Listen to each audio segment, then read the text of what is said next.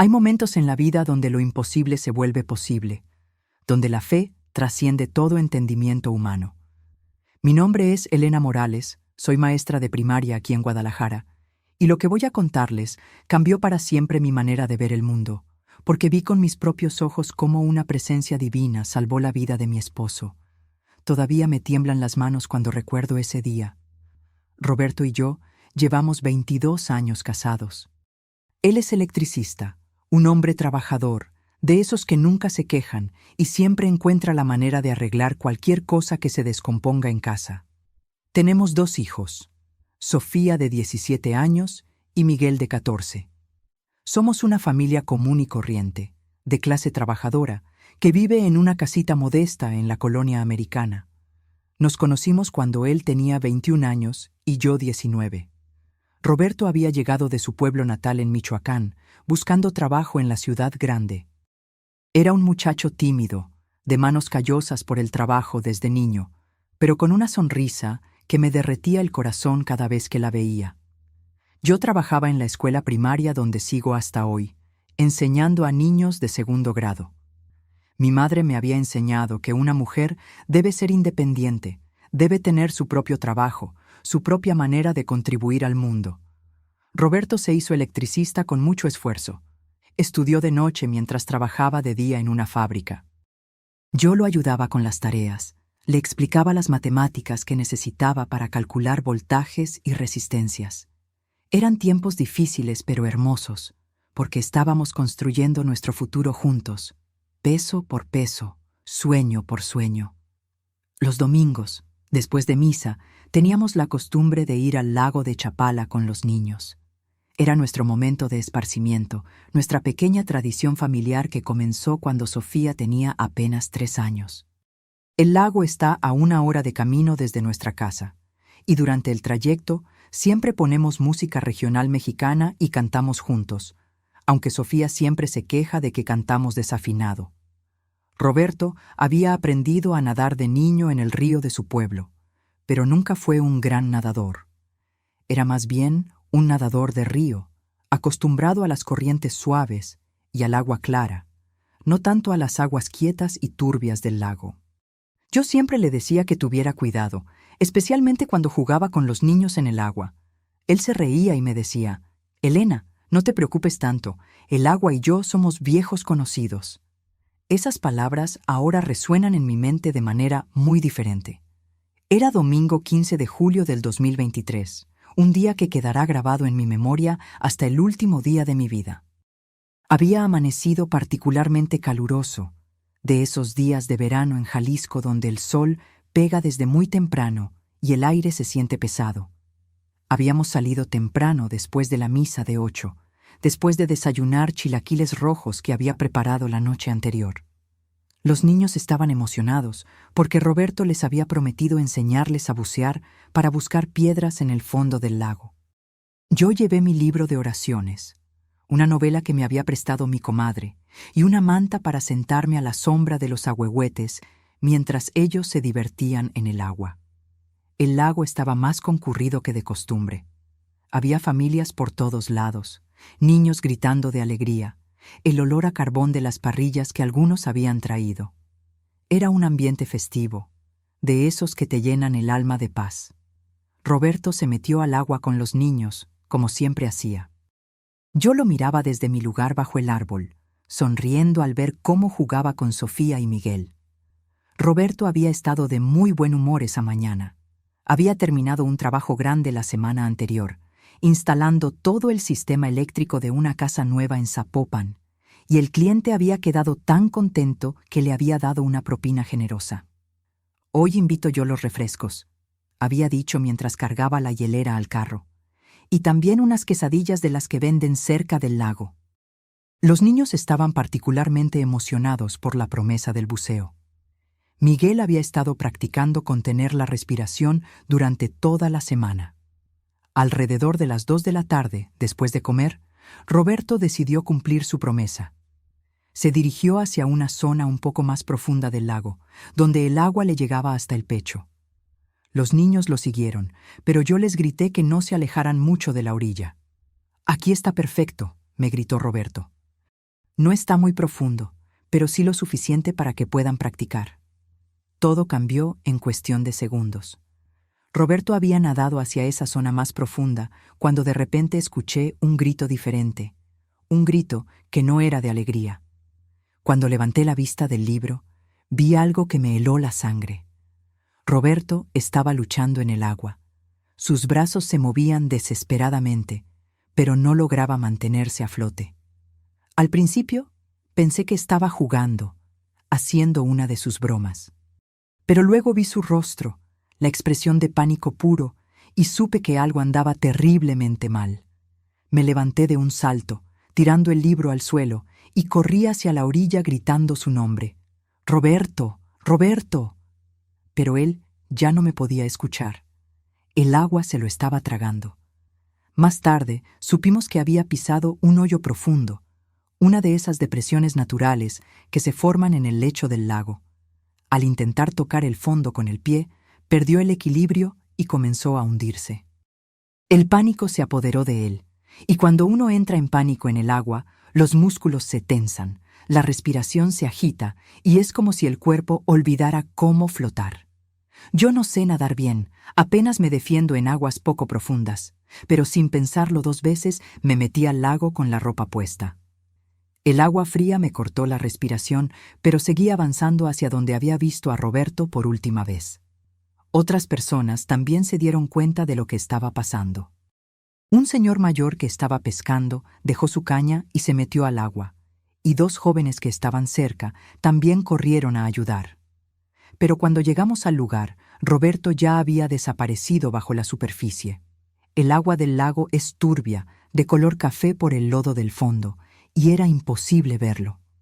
Los hombres que habían venido a ayudar comenzaron a bucear, a tantear con las manos en el fondo lodoso, pero no encontraban nada. Mis hijos habían llegado corriendo. Sofía lloraba desesperadamente y Miguel me abrazaba temblando. «¿Cuánto tiempo lleva bajo el agua?», preguntó uno de los hombres que estaba ayudando. Yo no podía responder. El tiempo se había detenido para mí. Podían haber sido segundos o minutos, no lo sabía. Solo sabía que mi esposo, el padre de mis hijos, el amor de mi vida, estaba en el fondo de ese lago y no podíamos encontrarlo. Alguien había llamado a los servicios de emergencia, pero sabíamos que tardarían en llegar. En pueblos como Chapala, la ayuda no siempre llega rápido. Los hombres siguieron buscando, pero cada segundo que pasaba era un segundo menos de esperanza. Yo caí de rodillas en la orilla, con el agua hasta la cintura, y ahí fue cuando hice lo único que sabía hacer: orar. «Virgencita de Guadalupe». Comencé a susurrar con una voz que apenas podía salir de mi garganta. «No me lo quites. Por favor, no me lo quites. Mis hijos lo necesitan. Yo lo necesito. Sé que tú puedes hacer milagros. Sé que tú escuchas a las madres que sufren. Por favor, ayúdame». Las palabras salían de mi boca como un río desesperado. No eran oraciones que hubiera aprendido en el catecismo. Eran las palabras más sinceras que habían salido jamás de mi corazón. «No sé qué voy a hacer sin él», seguí orando. «No sé cómo voy a criar a mis hijos sola. Virgencita, si alguna vez has escuchado a una madre que te suplica, escúchame ahora». Sofía se arrodilló a mi lado y también comenzó a orar. Mi hija, que a los 17 años a veces se hacía la rebelde, estaba ahí conmigo, pidiendo por la vida de su papá. «Virgencita», decía entre sollozos, «no te lleves a mi papá. Todavía no me ha visto graduarme». Miguel, que siempre había sido más reservado con la fe, se unió a nosotras. Repetí esa oración una y otra vez, como un mantra desesperado. Estaba orando con los ojos cerrados cuando una sensación extraña me hizo abrirlos.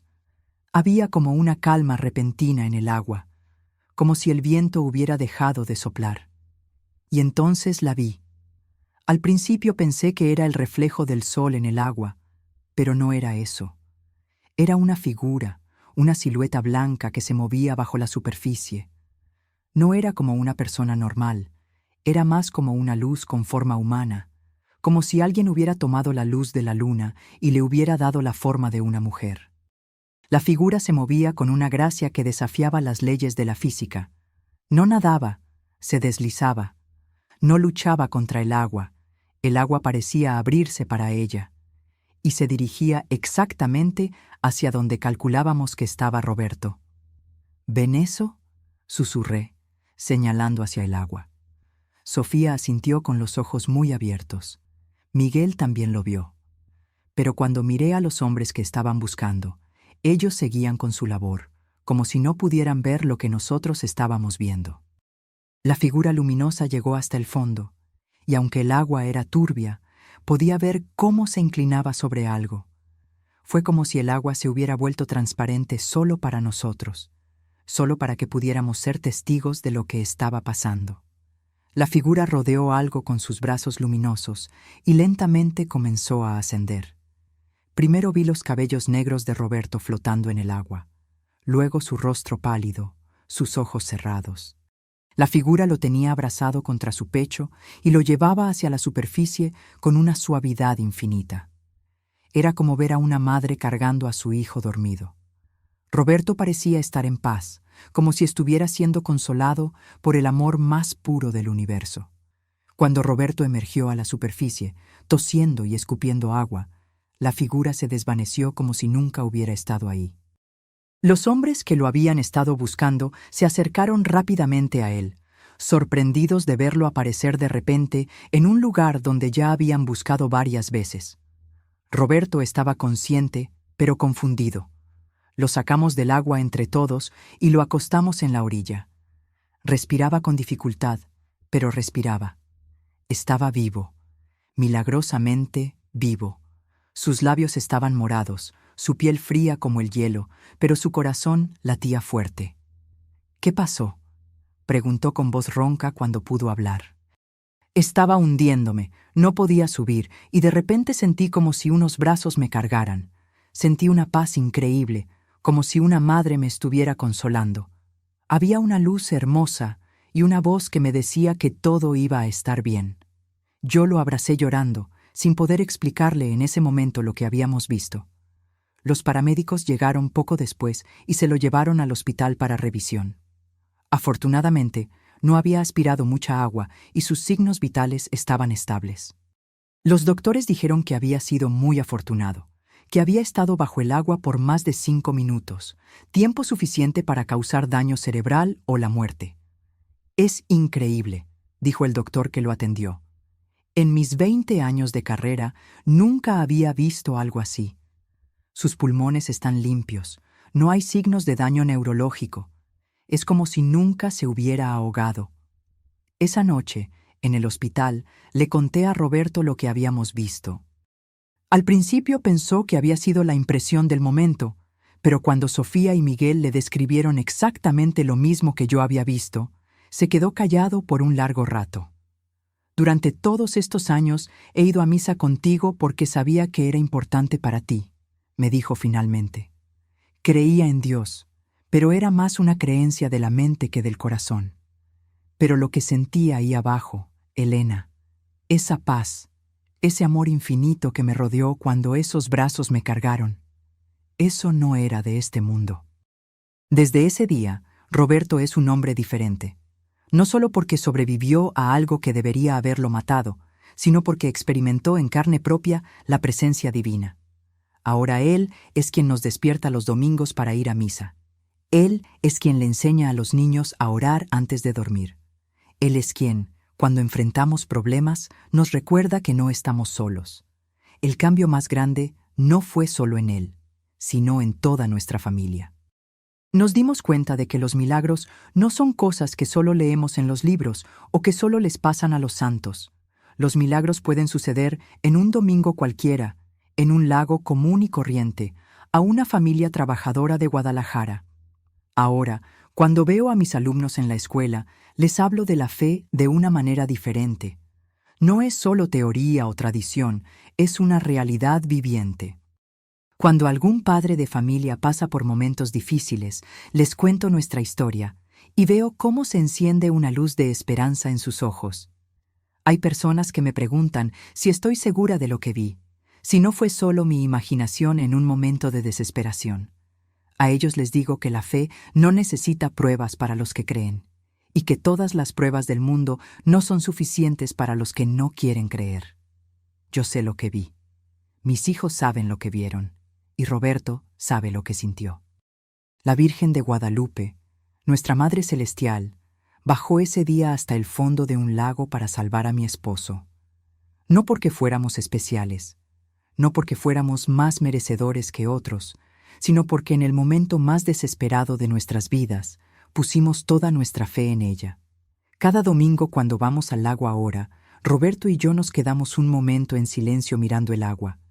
Él me toma de la mano y me dice, «Gracias, Elena, por enseñarme a orar de verdad».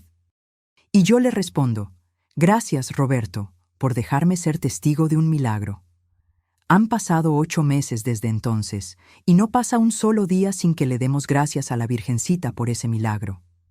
Roberto ha contado su testimonio en nuestra parroquia, y muchas personas han fortalecido su fe después de escuchar lo que nos pasó. Si ustedes están pasando por momentos difíciles, si sienten que se están ahogando en los problemas de la vida, recuerden que no están solos. Hay una Madre en el cielo que conoce cada lágrima que derraman, que escucha cada oración que susurran y que está dispuesta a bajar hasta las profundidades más oscuras para rescatarlos. La fe mueve montañas, dicen, pero yo sé que también puede mover las aguas de un lago. Yo soy Elena Morales, maestra de primaria, esposa de Roberto, madre de Sofía y Miguel, y testigo de un milagro que cambió nuestras vidas para siempre. La Virgencita de Guadalupe nos demostró ese día que el amor de una madre no tiene límites, ni siquiera los límites entre el cielo y la tierra.